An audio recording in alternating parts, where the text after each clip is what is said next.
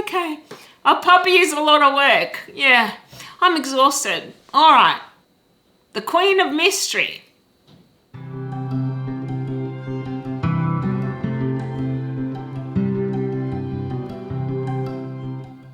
G'day to all you lovely people and welcome back to my channel. I'm Kathy and today I want to give you my top 10 favourite Agatha Christie books. Before I get started with the list, I wanted to talk briefly about how I got into reading Agatha Christie, as well as discussing the golden era of detective fiction which dates back to the 1920s and 30s. I actually read her when I was around 13 or 14, I think. There were two long shelves of Agatha Christie's books at my local high school and I read them all. I don't know if it was the complete set of her books, but it was a lot of them. And I remember falling in love with the character of Hercule Poirot. Miss Marple I didn't like as much, probably because I was an intolerant teenager who thought she was too old. I remember how much I loved them, but for me, murder mysteries kind of lose their appeal when I know how it ends. So for many years, I never touched them again because I thought, I know what happens. I don't really need to reread them. It's only been in the last few years that my interest in murder mysteries has been rekindled, and I thought I need to try Agatha Christie again and see what I think as an adult rather than as a teenager. And oh wow, I loved them. I loved them so much I ended up buying all the Poirot ones because I want to reread them again, and I even read all the Miss Marple ones, though they are not my favourites. I still have a little bit of difficulty believing that this very elderly woman was so good at working out these mysteries, utilising her observations of people in small villages. Yeah, I just don't know if I buy that. Whereas Poirot, he was just so smart and so brilliant and so good at deductive reasoning that I found him much more believable as the solver of all these crimes. At the time that Agatha Christie started writing, which was the 1920s, there was what was called the golden age of detective fiction. And there were four queens of mystery. There was Naomi Marsh, Marjorie Allingham, Dorothy L. Sayers, and Agatha Christie. I have not read any of the others until recently, and as far as I'm concerned, Agatha Christie just far outstrips all of them. I have read some criticisms that Agatha's writing isn't as good, for example, as Dorothy L. Sayers. I don't agree with that. I think they are much more accessible. I certainly think they are not pretentious, whereas some of Sayers' writing is a little bit pretentious. She has a propensity of quoting from literary sources which don't always apply to the situation at hand. And her character Peter Wimsey, yeah, I have spoken about him before. I really think he is a character you can hate or love. I don't love him. I haven't learned to hate him yet, but I think I could get there. I don't know. At the moment though, I've only read two Dorothy L. Sayers books on Peter Wimsey, and I'm not that impressed with the mysteries. I'm not that impressed with her laying of clues. It seems that she is more interested in how done it rather than who done it. And she certainly does not have the same skill in plot as Agatha Christie does. I've also tried Naomi Marsh, who is a New Zealand writer. And it took me at least 4 books to like her main character. And I don't know why I kept pushing through, but everyone speaks so highly of her, I wanted to read more. Her first book, I thought, had a ridiculous howdunit. It was so ludicrous. I couldn't believe that she thought this could fly, and yet people argued that this is a good book. I disagree entirely. I also thought it was quite poorly written in parts, but I put that down to being her first book, which is why I persevered and read a few more. I have slowly grown to like her main character with time, but again, I just don't feel she is in the class of Agatha Christie. Perhaps that will change when I've read a few more, because I do intend to read a few more, but at the moment I'm enjoying them, but I'm not loving Naomi Marsh's books. Marjorie Allingham, I've only read one so far, which I was not impressed with at all, and I'm not sure if I want to continue. Her main character, I can't recall his name, just didn't appeal to me, though he played a very minor part in the first book. Perhaps it will be different in the second. It also had a conspiracy regarding, say, a criminal mastermind, which I don't enjoy. I read murder mysteries because I'm interested in the murder, and that played such a minor part in most of this book that I got a little frustrated. So at this stage, I don't know if I'm going to read her any further. I guess you guys will find out. However, perhaps my judgment of all these other queens of mysteries is coloured by how much I love Agatha Christie's books. Agatha Christie's style is in some ways very simplistic and yet very effective for that. It doesn't get into convoluted sentences or structures. It is very accessible writing that makes it easy to comprehend what is going on. And it also seems more effective as a result.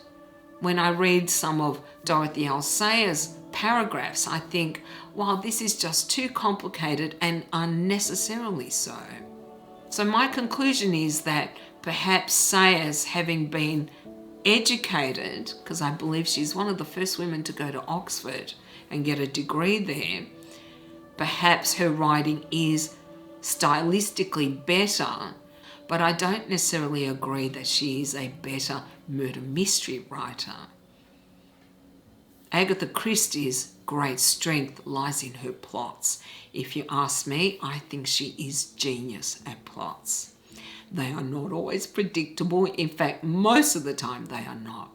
Some are a little far-fetched, I won't deny it, but there are some that are just so well done that you wonder how you missed all the clues that she lays for you throughout the book.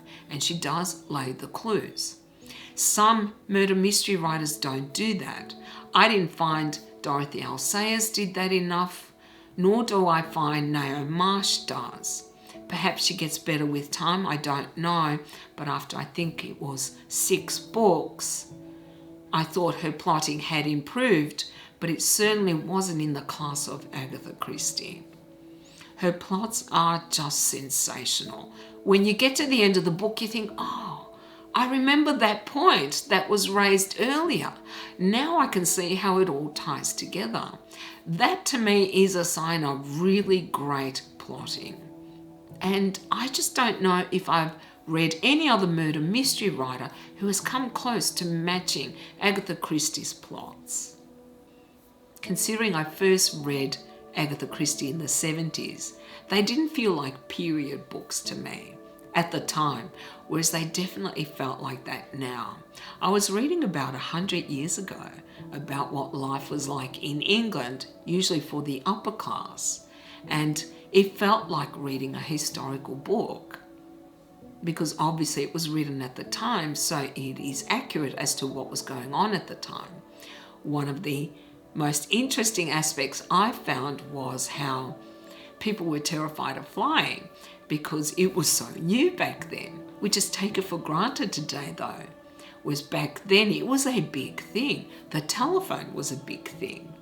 So it felt really nostalgic and interesting to see how people lived back then. Though keep in mind that Agatha Christie predominantly wrote about the upper classes, and sometimes they are a little too privileged and elitist for my taste. However, that was her background, upper class English society, so therefore she wrote what she knew. I also need to mention that there is some racism in her books. When she did describe, for example, the lower classes, as they call them, I found her a little bit judgmental at times. They seem to all be stupid and terrified of the police, though that may be accurate for all I know. It just seemed they were so superficially drawn, perhaps because she didn't know many people from the lower classes other than servants. Very seemingly casual racism, like this is just accepted. This is how you spoke about different groups of people from different cultures or religions or countries. Reading it today, of course, it's unacceptable. No doubts about it. However, I kept reminding myself this is a product of its time. It was written, say, in the 20s or 30s, where racism was more acceptable, I think. Anti-Semitism was more acceptable. I never felt that her racism was extreme. It seemed very casual, like somebody would be called a certain name. Poirot used to be called something, and I can't recall what it was now, but I'll put it on the screen. And I thought, really? They all call him this because he was a foreigner? And I guess, despite the racism, the fact is her main character throughout most of her books was a foreigner, because Hercule Poirot is a Belgian who has relocated to England as a result of World War I. And yet, despite being a foreigner, he is highly respected in his field, and he achieves basically the epitome in his career as a detective, a private detective, often consulted by police or royalty or diplomats. Because not only is Poirot brilliant at solving crimes, he's also discreet. Perhaps because he was a foreigner, I was much more forgiving of the casual racist comments that I read in her books. Perhaps I'm being unfair attributing racism to Christie. Perhaps it was just her characters. I'm not sure. I just never felt that she had an agenda or seemed to have intense prejudices against any group. I felt it was more the characters were portraying that, and perhaps that was realistic for the time as well. Nevertheless, despite that she might be considered sometimes racist and her writing much more simplistic than others, in my opinion, she is the best murder mystery writer that I have read. And I've read a few over the years. Not just older ones, but also more contemporary ones. I think it isn't just her plots, which are brilliant. I also find that whilst her characters may not be deeply explored, I got an impression of who they each were. I never felt like they were all cardboard copies of each other, though sometimes there is a little bit of repetition, but not excessive amounts. I always felt like I understood her characters in each of her books, which is surprising given that they are usually not even more than 300 pages long. She sketches them enough that you understand what motivates some of them, what kind of person they are. Agatha Christie was also a prolific writer. She was writing from the 20s to the 70s. 50 years, that's a long time. And you can definitely notice a change in her style of writing as we progress through the years. I certainly noticed a lot less racism in her books.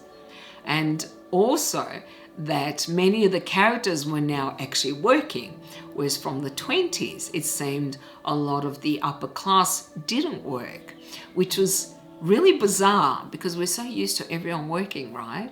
It felt like, wow, are they also lazy? I mean, they're poor, some of them are poor, and yet they don't just go out and get a job.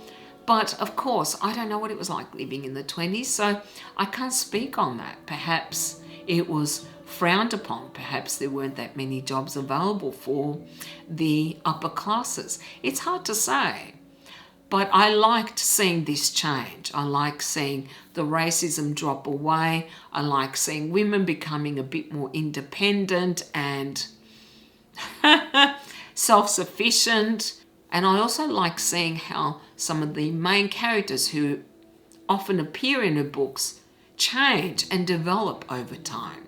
Because whilst we have Poirot as a main character through all the Poirot books, for example, except perhaps the last few, we also have several recurring characters like Hastings, who I think introduces Poirot in the very first book, which is also written in the first person in Hastings' voice. That one I think is Murder at Styles. If I'm wrong, I will correct myself on the screen. Hastings sometimes annoyed me because he was so stupid. He seriously was. In a way, he was actually quite innocent. He always seemed to see the best in people, whereas Poirot was much more cynical than he was.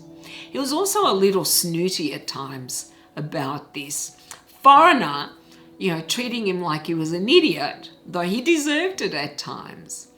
Whilst I didn't hate his character, he did occasionally annoy me to the extent that I was like, oh, come on, Hastings, just wake up and smell the roses.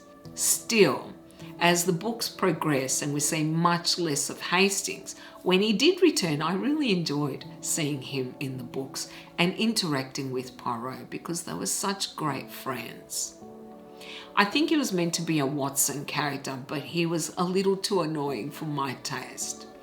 We also have Inspector Japp as a recurring character. He was someone that sometimes did annoy me, but he was also a lower class person, so perhaps he was meant to. He seemed to always want to take the credit, though he didn't always solve the crime. Initially, I found him a little hard to take. He was quite prejudiced and narrow-minded and even stupid at times. But as the books progress, he definitely improved. Again, though, he's not in all the books. He is only in some of them.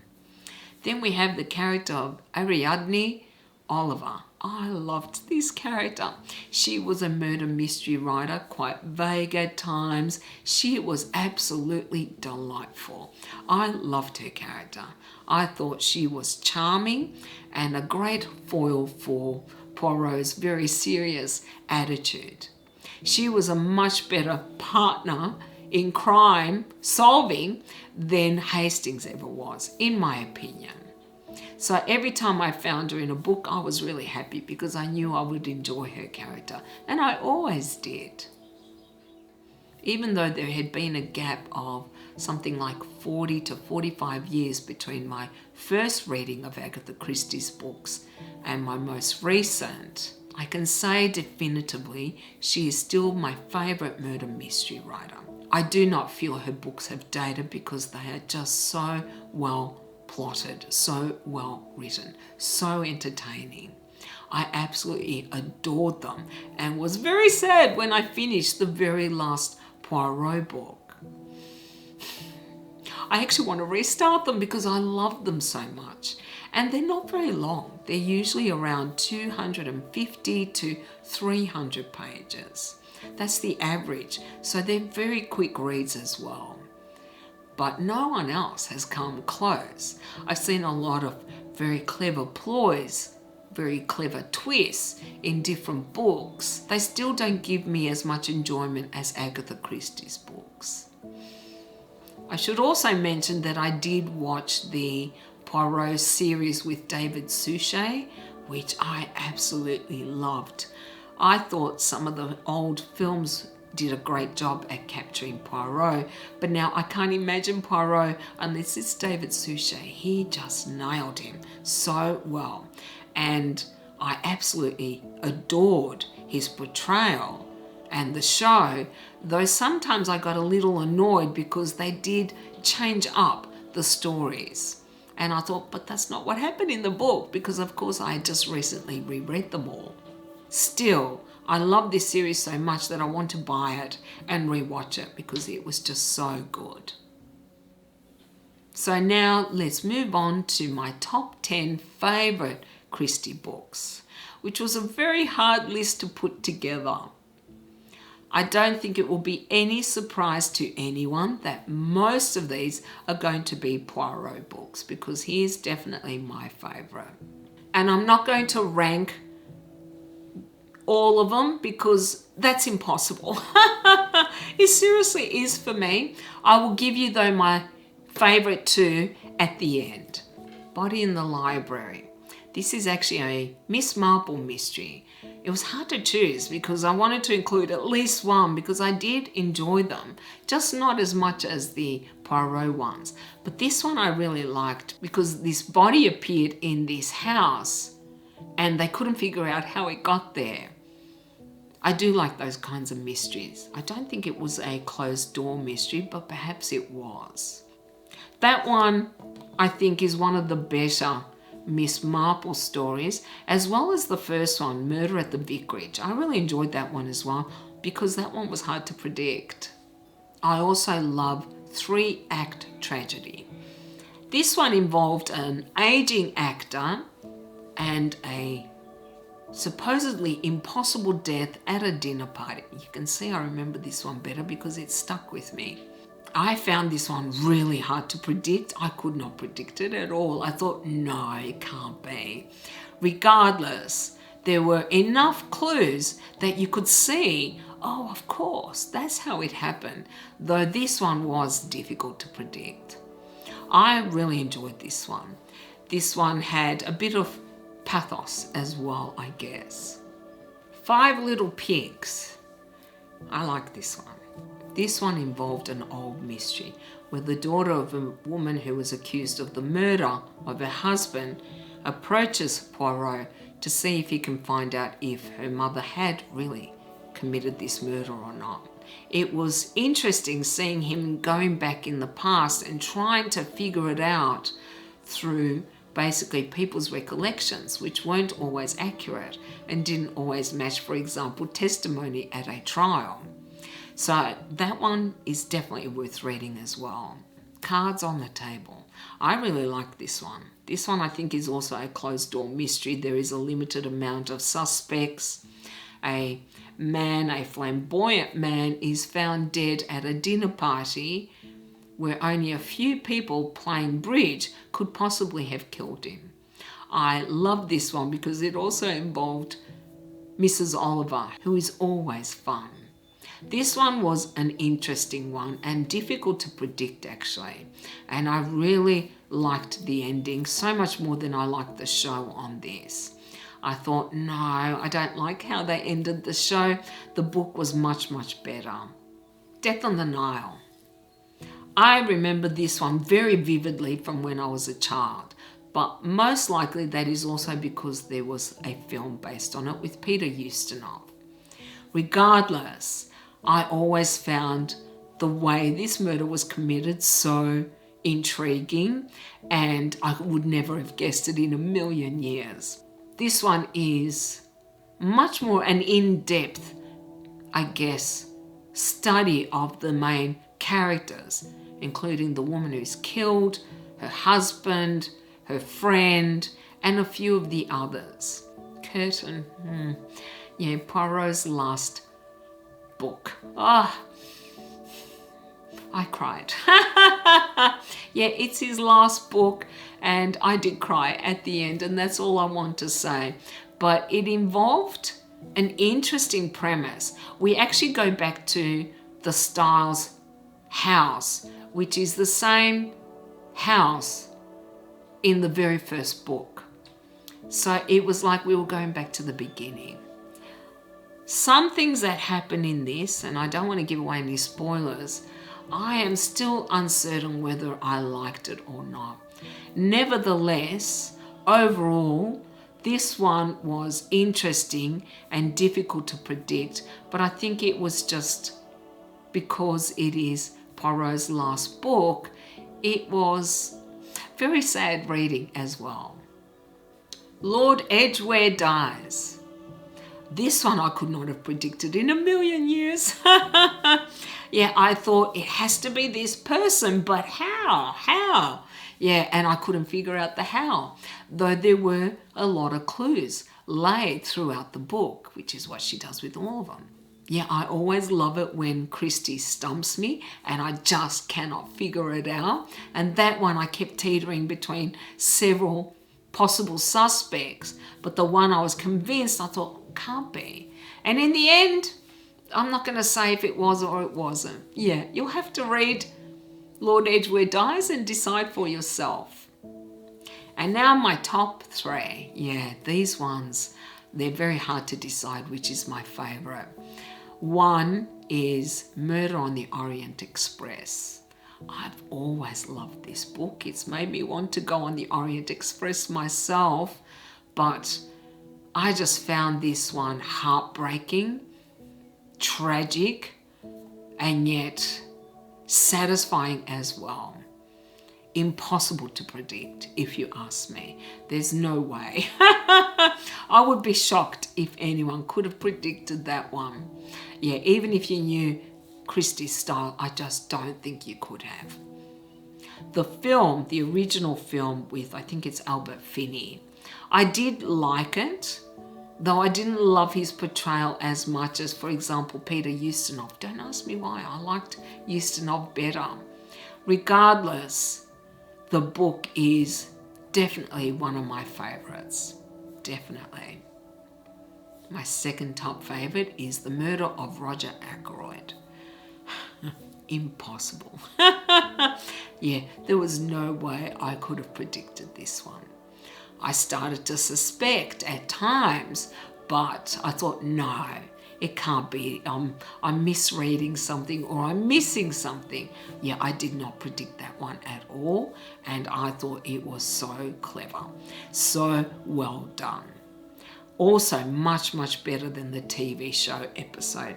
That one was disappointing actually, because this was one of my absolute favorites. And I don't think I'm alone in that, no.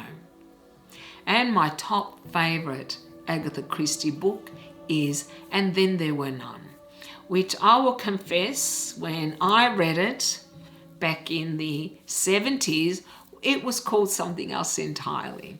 I'm not going to quote it here, but it has had several name changes to make it less offensive over time. Nevertheless, this book is brilliant.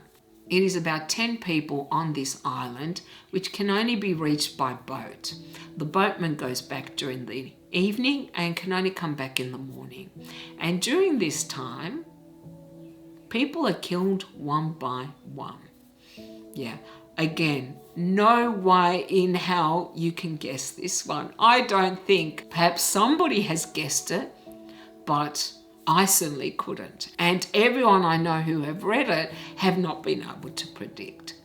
This one does not have Poirot in it either. I almost forgot it actually. It was only as I was going through the list that I realised, I forgot to include this one. But this one I really loved. Not just because it was so impossible to predict in my opinion, but I really liked the character studies she did of all these people. I thought it was very, very well done. Again, I don't want to say any more because I don't want to spoil it for you. But this is definitely my favourite. And I'm going to add this. Lucy Foley's The Guest List. Ha! Yeah, no, doesn't even come this close to matching it. If you expect And Then There Were None to be anything like that, you're going to be very pleasantly surprised, because it isn't. So that is my top 10 favourite Agatha Christie books. Now, of course, I want to hear what your favourites are. Or if you haven't read Agatha Christie, have I inspired you to read her? I think she is well worth it.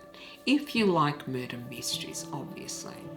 Well, that is all I have for you guys today. I know I have rambled way too much, But I hope you enjoyed this video, and if you did, then you can do the usual. You can like, comment and subscribe if you haven't already. I hope you all have a beautiful day, and I'll see you next time. Bye.